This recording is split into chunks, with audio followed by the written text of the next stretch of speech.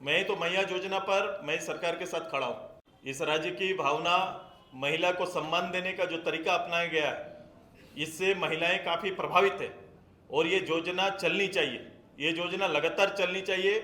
उनका किया हुआ प्रॉमिस, किसानों को किया हुआ प्रॉमिस कि 3200 रुपया में धान उठाव होगा, अभी सभी केंद्रों का उद्घाटन माननीय लोग कर रहे हैं। ये सुनिश्चित करें कि वहाँ 3200 से किसानों को धान का रेट मिलना चाहिए। ये सुनिश्चित होना चाहिए उनको, नहीं तो फिर वो हकमारी होगा। क्योंकि ये शब्द सरकार का है, ये किसानों का हकमारी ना हो जाए, ये सुनिश्चित करने का काम करें। दूसरा, आपने जो कहा है अभी, मैया योजना भी हकमारी ना हो जाए महिलाओं का, ये हम लोग देखने का काम करेंगे। उनको 2500 रुपया तुरंत से इसी दिसंबर से उनको लागू होना चाहिए। 2500 सरकार दे, हम इस योजना में सरकार के साथ खड़े कि वो तुरंत से इसको लागू करना चाहिए। मैंने पहले भी कहा था कि सरकार इसके बहाना निकालेंगी। मैं एक शक का कहाँ शुरू कर रहा हूँ, एक प्रश्न खड़ा कर रहा हूँ जो शायद सरकार इस बहाने से बाहर निकलने की कोशिश करेगी। कि सबसे पहले मैंने कहा था कि योजना को लेकर कोई बजट नहीं।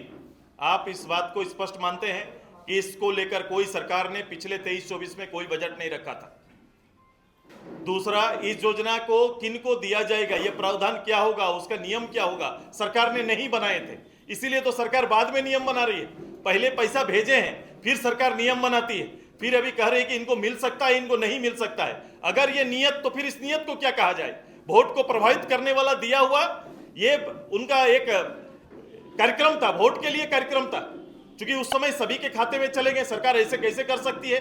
बिना नियम बनाए हुए लोगों के खाते में पैसा कैसे भेज दी? अगर सरकार के संज्ञान में ये नहीं था, तो अगर किसी ने गुस्ताखी की है तो उसके खिलाफ में सरकार क्या कार्रवाई करने जा रही है क्या?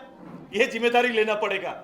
और इस जिम्मेदारी मैं जानता हूं ये किसके लिए हुआ। और सरकार, मैं कह रहा हूं, जिस बात का मुझे डर है, मैया योजना में सरकार ही कहीं और सरकार ही लोगों को अदालत ना भेज दे, ऐसा शंकाएं हैं मेरी, ऐसा शक है मेरा कि भेज ना दे और फिर कहे कि भाई अदालत का निर्णय ऐसा आ गया इसलिए मैं आगे नहीं कर सकता।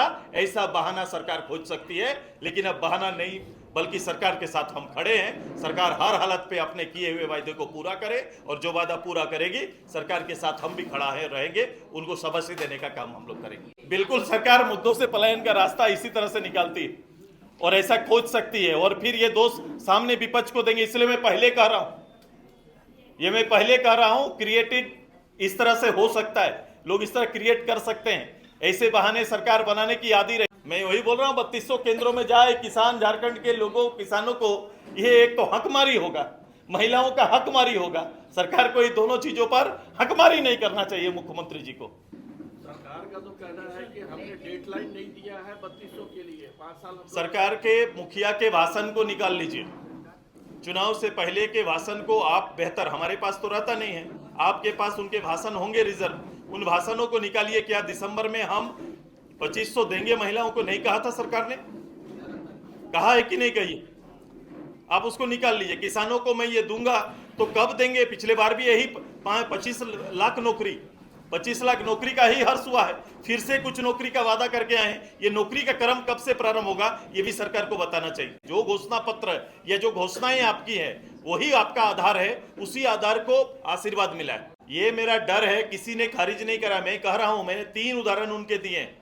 सरकार को हक है, मैंने कहा इसी विधानसभा में, अपने रिजर्वेशन देने का हक सरकार को है, जातीय जनगणना कराने का सरकार को है। सरकार आगे आए और निर्णय ले।